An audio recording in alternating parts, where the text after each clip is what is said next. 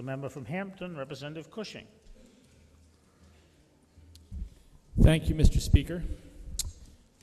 House Bill 413, 10 months ago, was passed by this House by a 267 to 83 margin and was sent to House Finance. What House Bill 413 does is restore part of a promise that was made to the cities and towns by this legislature a half-century ago. In 1967, this legislature passed a law that had the state contribute 40% of the retirement costs for teachers in our public schools. A decade later, Governor Thompson passed a law that expanded that state contribution to municipalities by including public safety officials, police officers, and firefighters, and reduced the amount to 35%. So for decades, we had a partnership between the state of New Hampshire and our local communities when it came to supporting education and public safety. In 2009, the legislature temporarily suspended the 35% contribution and made it a 30% contribution. In 2010, it reduced it to a 25% contribution, with the understanding that the law that remained on the books would be in place and that the state would be obligated to contribute 35% to those retirement costs.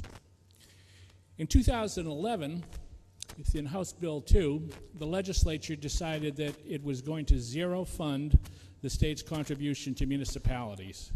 And beyond that, it didn't just suspend the law, it repealed it in its entirety. It was a broken promise, and the consequence of that broken promise was the largest broad-based tax increase in the history of the state. It was an $80 million imposition in additional costs for retirement that was borne by the cities and towns.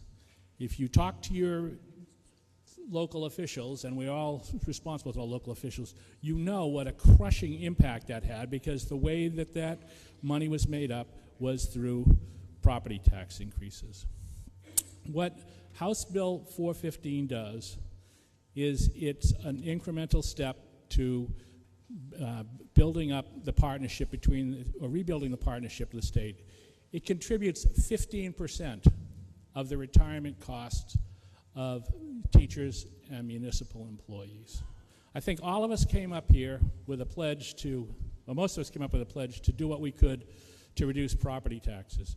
We wanted to try to the best extent possible, to mitigate downshifting of responsibilities, which is what we did in 2011. And this is an attempt for us to step up and resume our responsibilities. Now, there's $100 million in the rainy day fund. I have to tell you, that's well and good, but in our cities and towns, it's raining. And it's time for this legislature to share in the bounty, to share in what is a good town, and to help do this. I would ask the members to vote down the committee report of inexpedient to legislate so that we could take the bill up and simply amend it as its original form. It went into effect last July 1st. Well, that is passed. What the amendment would do is make it go into effect for the biennium beginning in 2019.